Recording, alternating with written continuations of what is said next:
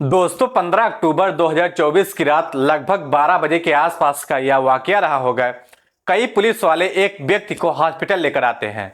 वह व्यक्ति जोर जोर से चीख रहा था, चिल्ला रहा था, रो रहा था और वह बार बार कह रहा था कि साहब मेरा इलाज करा दो। जैसे ही उसको हॉस्पिटल में लाया जाता है, वहां आसपास जो मरीज बैठे होते हैं, उनके जो रिश्तेदार बैठे हुए थे, उन रिश्तेदार में से एक महिला पुलिस वालों से पूछती है कि भैया इस आदमी को हुआ क्या है। दरअसल उसके घुटनों के नीचे गंभीर चोट लगी थी और वह उसी दर्द की वजह से चीख रहा होता है, चिल्ला रहा होता है। पुलिस वालों ने एक घटनाक्रम सुनाया, पूरी कहानी सुनाई और जैसे ही घटनाक्रम उस महिला ने सुना, उस महिला को बहुत तेजी के साथ गुस्सा आने लगता है। वह पुलिस वालों से कहती है कि क्या तुम्हारा निशाना सिर्फ घुटनों पर ही लगता है। दरअसल उसको घुटनों के नीचे नहीं बल्कि इसको किसी और जगह पर लगनी चाहिए थी। और जब लोगों को इस गोली के बारे में पता चलता है कि इस वजह से इसको गोली लगती है, इसलिए ऐसी जगह पर गोली लगी है, तो शायद किसी भी इंसान के अंदर से क्रोध पैदा हो जाती है और कोई भी ऐसा अपराध करने से पहले हजारों बार सोचता। दरअसल आज की कहानी को सुनने के बाद आप लोग भी सोचने पर मजबूर हो जाएंगे कि कोई इंसान मदद के नाम पर इस तरह से कैसे घटना को अंजाम दे सकता है। तो दोस्तों गुड मॉर्निंग, नमस्कार, सत श्री अकाल। एक बार फिर से आप तमाम लोग का स्वागत है स्टोरी बाई क्राइम 100 की इस एपिसोड में। उम्मीद है पूरी फैमिली अच्छी होगी, अपना और अपनों का ख्याल रख रही होगी। दोस्तों कहानी में आगे बढ़ने से पहले आप लोगों से फिर वही रिक्वेस्ट है कि अगर आप चैनल पर नए हैं तो चैनल को सब्सक्राइब करें, शेयर करें और जिन भी लोगों को अपना नाम बुलवाना है वह कमेंट बॉक्स में अपना नाम जरूर लिखें और कहां से हैं यह भी लिखें। तब तक ज्यादा देरी ना करते हुए कहानी में आगे बढ़ते हैं। तो दोस्तों आज की जो सच्ची घटना मैं आपको सुनाने जा रहा हूं, यह सच्ची घटना उत्तर प्रदेश का एक जिला लगता है प्रयागराज। दरअसल प्रयागराज का एक थाना लगता है सोराव थाना क्षेत्र का एक गांव लगता है। यहां पर कक्षा 2 में पढ़ने वाली एक लड़की 2 अक्टूबर 2024 की शाम लगभग 7 बजे के आसपास उसकी मां अपनी बेटी से कहती है कि बेटा यह जो दवाई है, दरअसल आधा इंजेक्शन बचा हुआ था, इस दवाई को तुम फ्रिज में रख के आओ। दरअसल शिवगढ़ एक चौराहा लगता है, वहां पर मेडिकल स्टोर है। उस बच्ची को उस आधा इंजेक्शन को लेकर उस शिवगढ़ चौराहे पर जाना था। वह लड़की जाती है तो अपनी माँ से कहती है कि माँ मैं जो दुर्गा पूजा पर मेला लगा हुआ है मैं उसे भी देख आऊंगी, आप मुझे 20 रुपया दे दो। जैसे ही बेटी ने अपनी माँ से 20 रुपये मांगे, उसकी माँ ने उसको 20 रुपये दे दिए और वह बेटी इंजेक्शन को लेकर दौड़ते हुए सीधा शिवगढ़ चौराहे पर जाती है। वहां जाकर मेडिकल स्टोर वाले भैया से कहती है कि भैया यह इंजेक्शन आप रख लीजिए। इसके बाद वह वहां से निकल आती है, लेकिन ना तो वह दुर्गा पूजा में पहुंचती है और ना ही वह घर पर लौट कर आती है। जब काफी वक्त हो जाता है तब माँ परेशान हो जाती है। उस लड़की के जो पिता होते हैं उनको कई महीने पहले चोट लग गई थी और जैसे ही चोट लगती है तो उन्हें डॉक्टर ने कहा था कि लंबे समय तक आपको आराम करना होगा और प्रतिदिन एक इंजेक्शन लगना है, क्योंकि रीढ़ की हड्डी में चोट आई थी। अब एक इंजेक्शन होता है उसको 2 बार लगना होता है, आधा इंजेक्शन एक बार, आधा इंजेक्शन बाद में। क्योंकि रखने की जगह नहीं थी इसलिए पास में ही एक शिवगढ़ चौराहा है, वहां पर एक मेडिकल स्टोर है। वह इंजेक्शन जो बचा हुआ आधा होता है वह इंजेक्शन वहां पर रखा जाता है। वह बेटी उस इंजेक्शन को लेकर गई थी लेकिन वापस लौट कर नहीं आती है। परिवार के लोगों की चिंता बढ़ने लगती है। माँ आसपास के घरों में पूछने लगती है। 5 बच्चों में से दूसरे नंबर की बेटी होती है जिसकी उम्र लगभग 10 से 12 साल के आसपास होती है।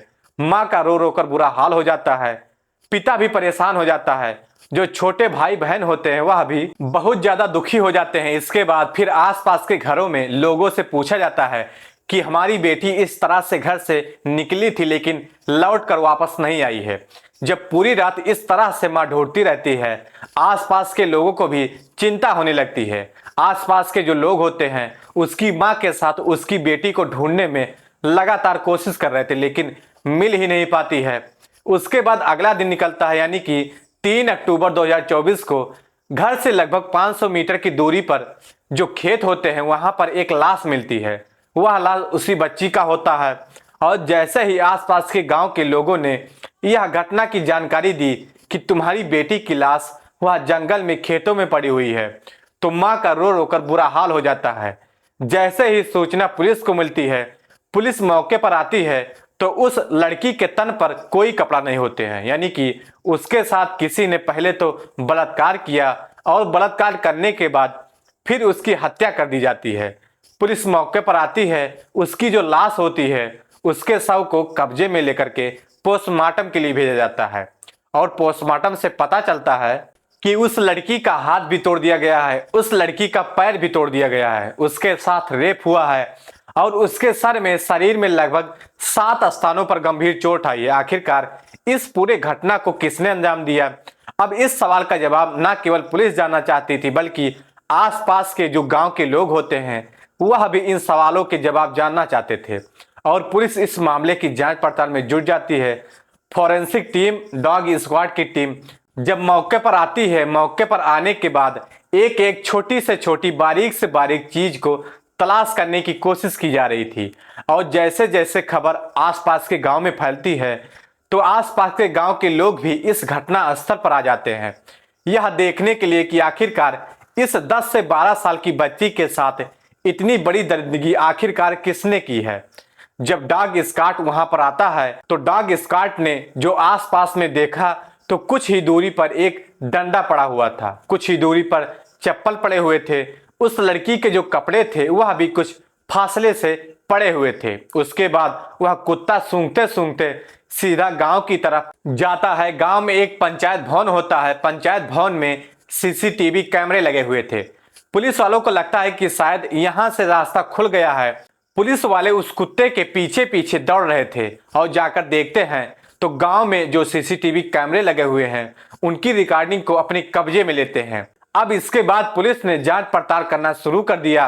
4 अक्टूबर 2024 को इस घटनाक्रम का पूरा घटना अखबार में प्रकाशित होता है, सोशल मीडिया पर वायरल होना शुरू हो जाता है और आसपास के लोगों से पूछताछ भी शुरू हो जाती है और लोगों ने इस घटनाक्रम को लेकर बड़े आश्चर्यचकित में पड़ गए थे। दरअसल प्रतापगढ़ का रहने वाला एक परिवार, एक आदमी और उसकी पत्नी, 5 बच्चे खाने कमाने के इरादे से इस सौराब, जो कि प्रयागराज में एक थाना लगता है, उसी का एक गांव लगता है, वहां पर रहकर पत्थर तोड़ा करते थे और पत्थर तोड़ करके वह सिल और बट्टा जो होता है जिससे मसाले पीसे जाते हैं, घर घर में वह सिल बट्टा तैयार किया करते थे। लेकिन कुछ महीने पहले जो घर का मुखिया होता है उस व्यक्ति को चोट लग जाती है, रीढ़ की हड्डी टूट जाती है और इसीलिए उस व्यक्ति को बेड रेस्ट बताया जाता है कि आप जितना आराम करेंगे उतना आपके लिए फायदा होगा और एक इंजेक्शन आपको प्रतिदिन लगाया जाएगा और वह इंजेक्शन 2 बार में लगता था। उस इंजेक्शन को रखने के लिए बेटी गई थी और कभी लौटकर वापस नहीं आई थी। इस बात की चिंता बढ़ने लगती है और पुलिस पर लगातार दबाव बढ़ने लगता है। अब आसपास के गांव के लोग कह रहे थे कि इस घटनाक्रम का जितनी भी जल्दी हो सके उसका खुलासा कर दिया जाए, नहीं तो लोग सड़कों पर उतरने के लिए मजबूर होंगे।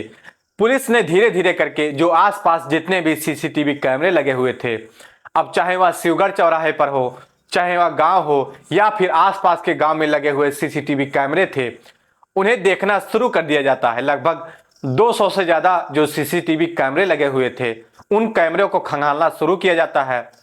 70 से ज्यादा लोगों को पुलिस ने हिरासत में लिया, उनसे पूछताछ की, सख्ती से पूछा, लेकिन कोई पुलिस को सफलता नहीं मिल पा रही थी। आखिरकार 12 अक्टूबर 2024 को एक व्यक्ति ने पुलिस को सीसीटीवी कैमरे उपलब्ध कराया, यानी कि डीवीआर उपलब्ध कराई। कहा कि कुछ ऐसा लगता है कि शायद यह बच्ची है जो एक साइकिल पर बैठी हुई देखी गई है। पुलिस ने जैसे ही उस डीवीआर को देखा, उसमें सीसीटीवी जो फुटेज थे उसको देखा, उस फोटो को लेकर वह आसपास के गांव के लोगों के पास जाती है। तब लोग बताते हैं कि इसका नाम सुरेश कुमार है, जो कि सराय घोघीपुर का निवासी है, जो कि पेशे से मजदूरी किया करता है या फिर ऐसी खेती में काम किया करता है। पुलिस ने जब उस व्यक्ति को ढूंढने की कोशिश की, तलाश करने की कोशिश की, तो वह व्यक्ति घर से फरार था, भागा हुआ था। इसलिए पुलिस को सूचना मिलती है कि 15 अक्टूबर 2024 की रात लगभग 11 बजे के आसपास जूड़ापुर दादूपुर के बीच में वह व्यक्ति आएगा। कुछ देर के बाद पुलिस ने जैसे ही उस व्यक्ति को देखा, रोकने की कोशिश की, तो वह पुलिस को देखते ही जैसे भागने की कोशिश कर रहा था, तभी पुलिस ने उसे रोका। इसी बीच में उस व्यक्ति ने पुलिस की तरफ को गोली चला दी और जवाबी फायरिंग में पुलिस भी गोली चला देती है। उसके बाद उसके घुटनों के नीचे लग जाती है गोली, यानी कि सीधे पैर का जो घुटना होता है उसमें गोली लग जाती है और वह व्यक्ति गंभीर रूप से घायल हो जाता है।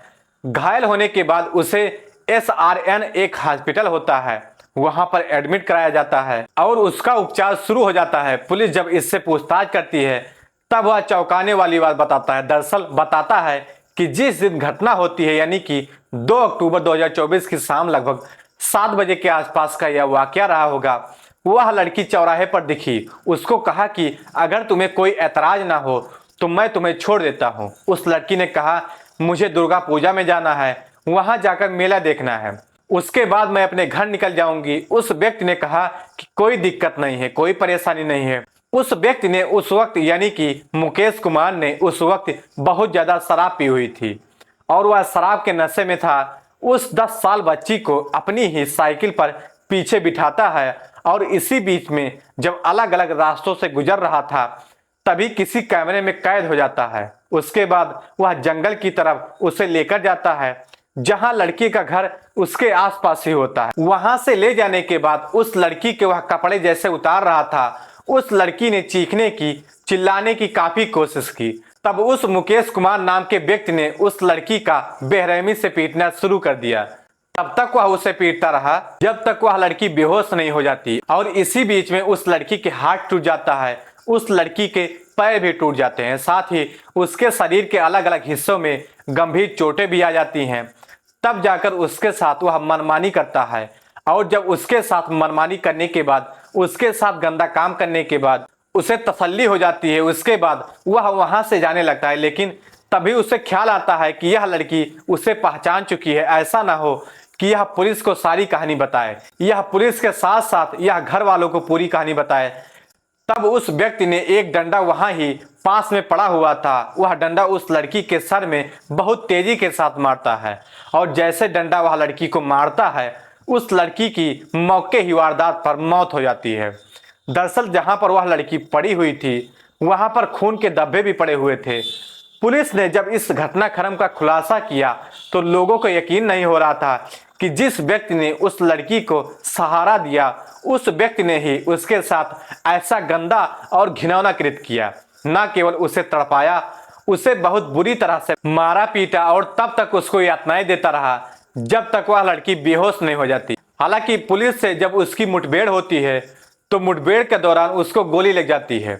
जितनी सजा उसको मिली थी शायद उतनी सजा का वह असली हकदार नहीं था, बल्कि उससे कहीं ज्यादा का सजा का वह असली हकदार था। वह ऐसे में नहीं, बल्कि जब उस मामले की सूचना सोशल मीडिया पर वायरल होती है, जब वह लंगड़ाता हुआ पुलिस के कंधों पर हाथ रखता हुआ, जब लोग पूछ रहे थे कि आखिरकार इसको कहां से चोट लगी, कैसे चोट लगी, जब उसकी कहानी लोगों के सामने आती है तो लोग यह कहा उठते हैं कि इसके घुटनों में नहीं बल्कि इसकी किसी और स्थान पर गोली लगनी चाहिए थी, ऐसे स्थान पर, ऐसी जगह पर जहां पर यह किसी को बताते हुए भी शर्मिंदगी महसूस करे। और जो भी सुनता है तो शायद ऐसे अपराध करने से पहले हजारों बार वह सोचने पर मजबूर हो जाएगा। तो दोस्तों, इस पूरी घटना को सुनाने का उद्देश्य किसी को परेशान करना नहीं था, किसी का दिल दुखाना नहीं था, बल्कि आप लोगों को जागरूक करना था, आप लोगों को सचेत करना था। तो दोस्तों, कहानी कैसी लगी कमेंट बॉक्स में जरूर बताएं। अगर चैनल पर नए हैं तो चैनल को सब्सक्राइब करें, शेयर करें और ज़्यादा से ज़्यादा लाइक करें ताकि हमें मोटिवेशन मिलता रहे। तब तक के लिए जय हिंद, जय भारत।